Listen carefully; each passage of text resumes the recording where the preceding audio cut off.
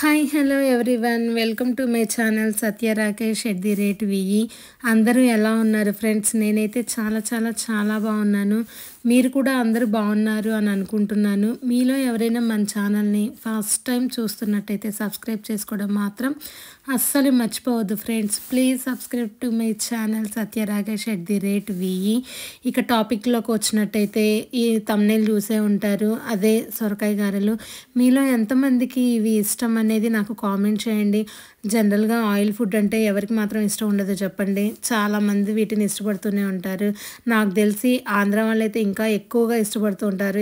నాకు ఎలా తెలుసు అంటే మాది కూడా ఆంధ్రానే కాబట్టి. ఇక టాపిక్లోకి వచ్చేస్తే ఫస్ట్ లేతగా ఉన్న సొరకాయని తీసుకొని నీట్గా వాష్ చేసి మనకి ఎంత క్వాంటిటీ కావాలంటే అంత క్వాంటిటీ సొరకాయని కట్ చేసి తర్వాత దాన్ని పీల్ తీసేసి వీడియోలో చూపించిన విధంగా నీట్గా వాష్ చేసేసి మళ్ళీ తర్వాత వీడియోలో చూపించిన విధంగా సన్నగా తురుముకోవాలన్నమాట. ఫైనల్గా సొరకాయ తురుము అయితే ఇలా ఉంటుంది. తురుముకున్న తర్వాత దీనిలో చాలామంది చాలా యాడ్ చేస్తూ ఉంటారు. బట్ నేనైతే తక్కువ ఇంగ్రీడియంట్స్ తోటి ఎక్కువ టేస్ట్ రావడానికి ట్రై చేస్తూ ఉంటాను.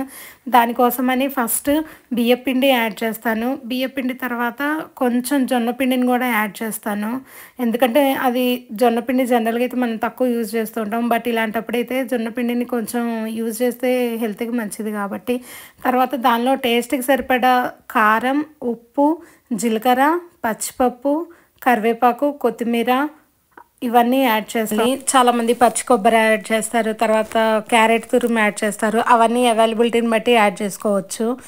ఇప్పుడు ప్రజెంట్ నా దగ్గర అయితే ఇవే ఉన్నాయి కాబట్టి నేను వీటితోనే చేసేస్తూ ఉన్నాను. ఇవన్నీ యాడ్ చేసిన తర్వాత మంచిగా వీడియోలో చూపించిన విధంగా మంచిగా మిక్స్ చేసుకోవాలి. అన్నీ నీట్గా కలిసిపోవాలన్నమాట. ఇలాగా కలుపుకున్న తర్వాత ఫైనల్గా అయితే ఇలా రావాలి. సొరకాయ గారెలకి పిండి అయితే ఇలా ఉండాలన్నమాట.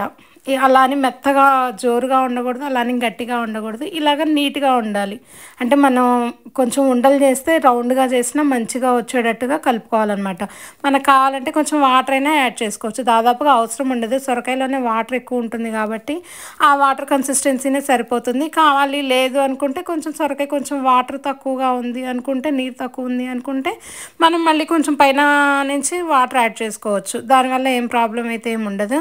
తర్వాత ఒక ప్యాన్ తీసుకొని అందులో ఆయిల్ వేసుకొని డీప్ ఫ్రైకి సరిపడా ఆయిల్ వేసేసుకొని అది హీట్ అయ్యేంత వరకు కూడా వెయిట్ చేయాలన్నమాట.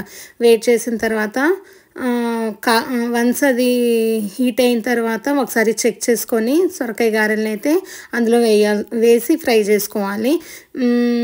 అలవాటు ఉన్న వాళ్ళు అయితే రఫ్ అండ్ టఫ్గా వేసేస్తూ ఉంటారు. బట్ కొత్తగా వేసేవాళ్ళు, కొత్తగా ఇది ఆయిల్ ఐటమ్ చేసేవాళ్ళు అయితే కనుక కొంచెం కేర్ఫుల్గా డ్రాప్ చేసుకోండి. కొంచెం దూరంగా ఉండి వేసుకుంటే బెటర్ అనమాట. ఇలా ఆయిల్లో వేసిన తర్వాత ఒక సైడ్ బాగా కాలిన తర్వాత నెక్స్ట్ ఇంకొక సైడ్కి ఫ్లిప్ చేసుకోండి. వీడియోలో చూపించిన విధంగా వేసుకోండి.